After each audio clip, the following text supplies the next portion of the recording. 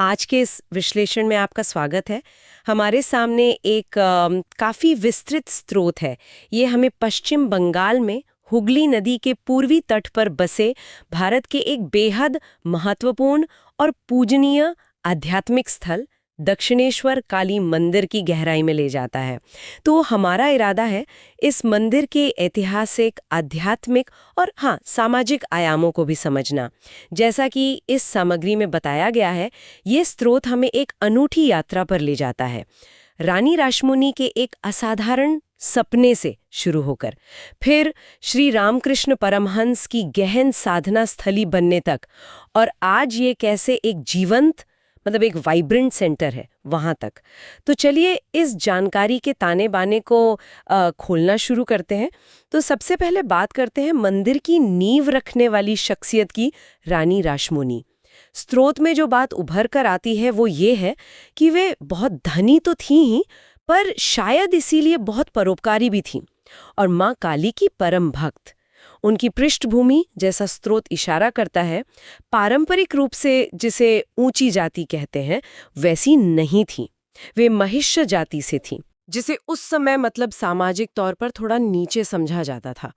कहानी तो खैर काफी जानी मानी है, और ये स्रोत भी उसे बताता है कि कैसे वे काशी की एक बड़ी तीर्थ यात्रा की तैयारी कर रही थी जब एक रात उन्हें सपना आया जी। और कहते हैं कि उस सपने में माँ काली ने ही उन्हें कहा कि इतनी दूर काशी जाने की जरूरत नहीं, बल्कि यहीं गंगा यानी हुगली के तट पर उनका एक भव्य मंदिर बनवाया जाए और वहीं उनकी पूजा की व्यवस्था हो।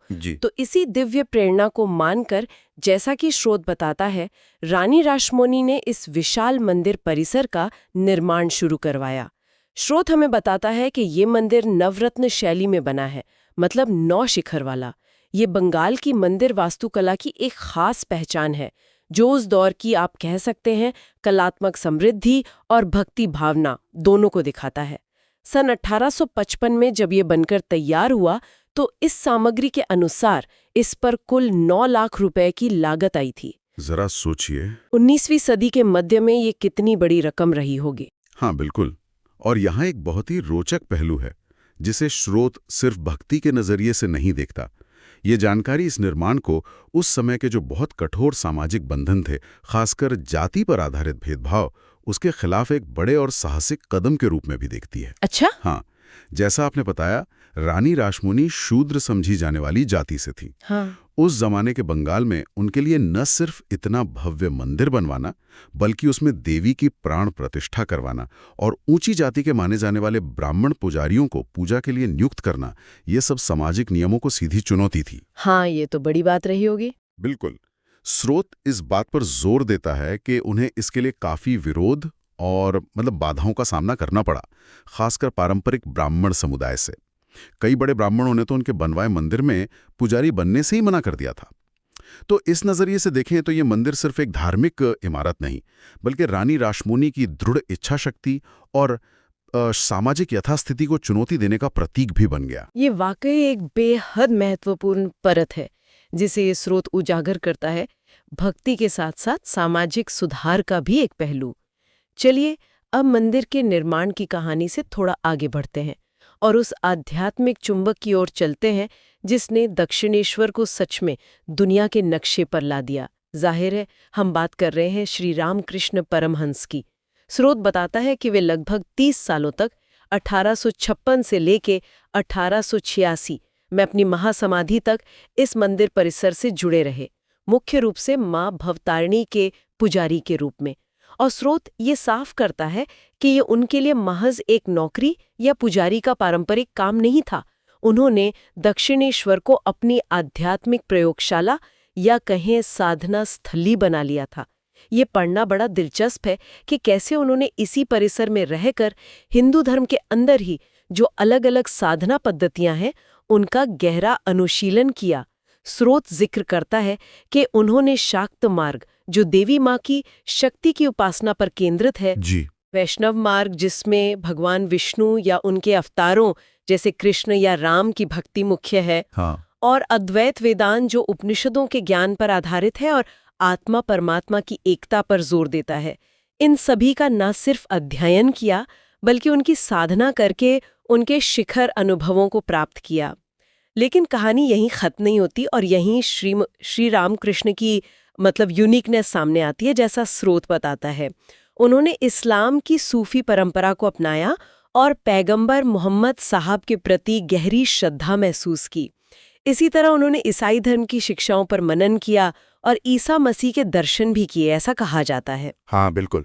इन सभी अलग अलग साधनाओं के बाद स्रोत के अनुसार वे इस नतीजे पर पहुंचे कि हर रास्ता, चाहे वो कितना भी अलग क्यों न लगे, आखिर में उसी एक परम सत्य या ईश्वर तक ले जाता है।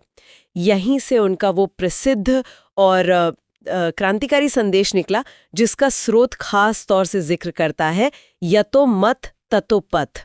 यानी जितने मत या विचार धर्म है, उतने ही मार्ग या रास्ते हैं। सही कहा। ये विचार कि सभी धर्म एक ही मंजिल तक पहुंचने के अलग अलग रास्ते हैं, इसकी जड़ें उनके दक्षिणेश्वर में किए गए इन्हीं गहरे और विविध आध्यात्मिक प्रयोगों में थीं। ये पहलू वाकई असाधारण है और स्रोत इसे श्री रामकृष्ण के जीवन और दक्षिणेश्वर के महत्व का, आप कह सकते हैं, केंद्रीय तत्व मानता है।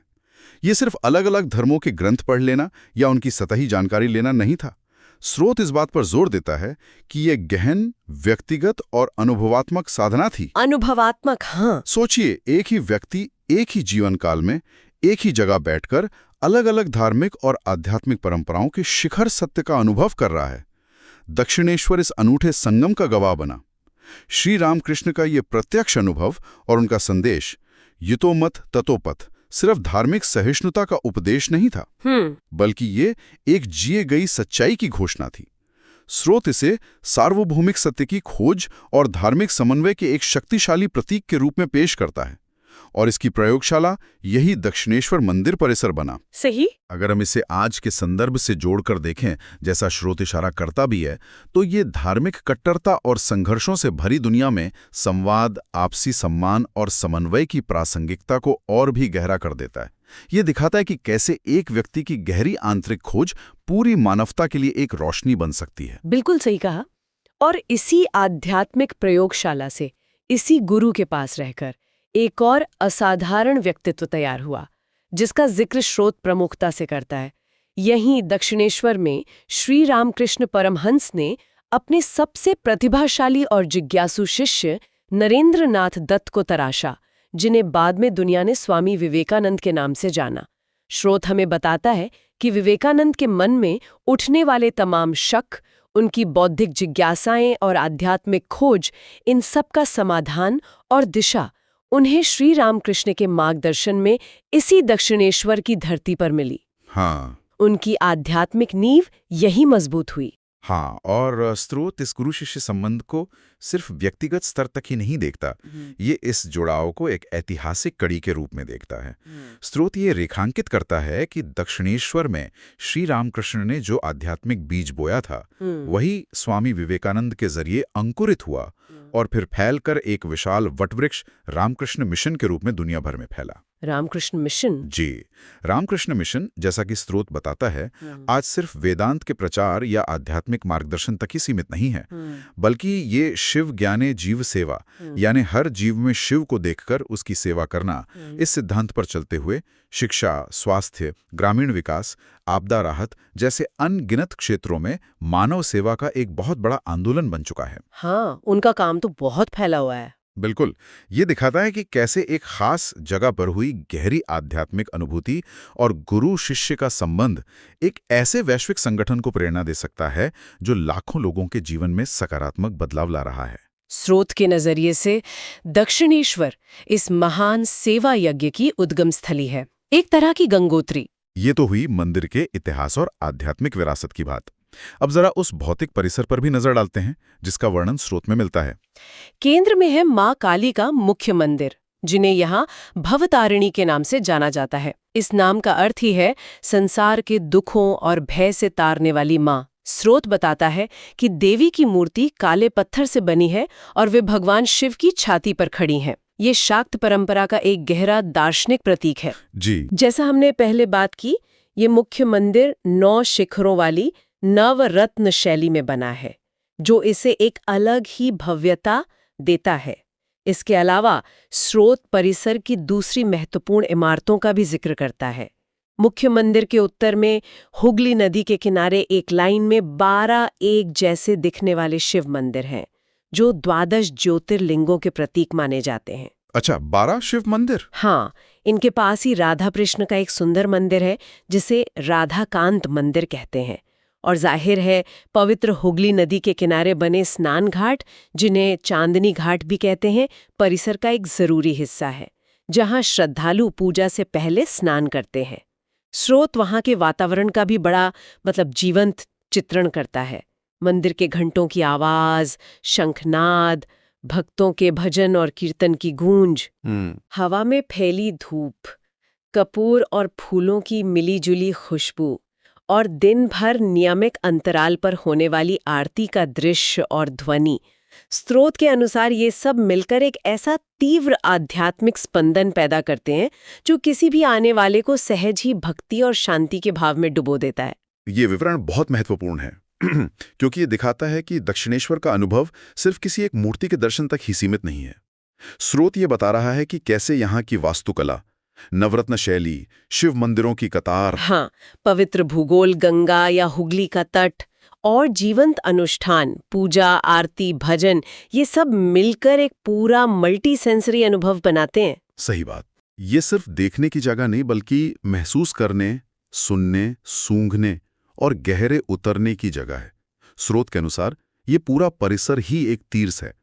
12 शिव मंदिर, राधा कृष्ण मंदिर और माँ कालिका मुख्य मंदिर, ये अलग अलग उपासना पद्धतियों जैसे शैव, वैष्णव, शाक्त का एक ही स्थान पर सुंदर समन्वय भी दिखाता है, जो श्री रामकृष्ण के यतो मत ततो पथ के संदेश के साथ पूरी तरह मेल खाता है। और सबसे अहम बात, ये अनुभव और ये जीवंतता सिर्फ इतिहास के पन्नों में नहीं है।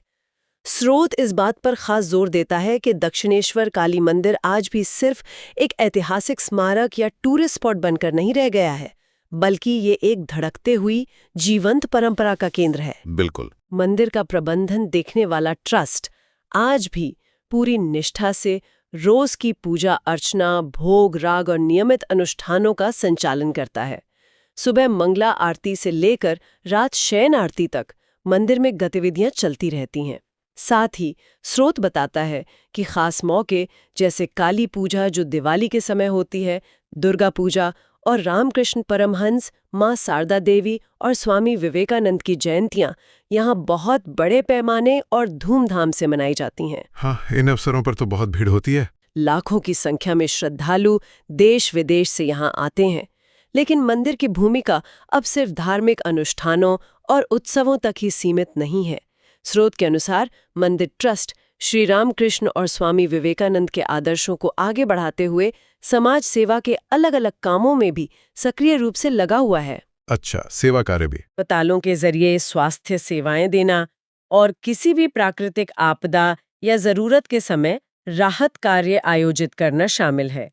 ये आत्मनो मोक्षार्थम जगत हिपाय च, यानी अपनी मुक्ति और जगत के कल्याण के लिए इस आदर्श को अमल में लाने की कोशिश है। और आधुनिक समय की चुनौतियों और श्रद्धालुओं की बढ़ती संख्या को ध्यान में रखते हुए स्रोत एक महत्वपूर्ण नए विकास का भी उल्लेख करता है। वो है एक आधुनिक स्काई वॉक। हाँ, स्काई वॉक। जी, एक एलिवेटेड वॉकवे का निर्माण। ये स्काई वॉक मंदिर परिसर को सीधे पास के दक्षिणेश्वर मेट्रो स्टेशन और रेलवे स्टेशन से जोड़ता है। इससे लाखों श्रद्धालुओं के लिए, खासकर भीड़-भाड़ वाले दिनों में, मंदिर तक पहुंचना बहुत आसान, सुरक्षित और सुविधाजनक हो गया है। ये पहलू मंदिर की निरंतर प्रासंगिकता और समय के साथ बदलने की क्षमता को दिखाता है। स्रोत के अनुसार दक्षिणेश्वर सिर्फ अतीत में जीने वाला एक पूजा स्थल नहीं है, बल्कि ये एक बहुआयामी सामाजिक आध्यात्मिक संस्थान के रूप में विकसित हुआ है। ढालने में भी सफल रहा है।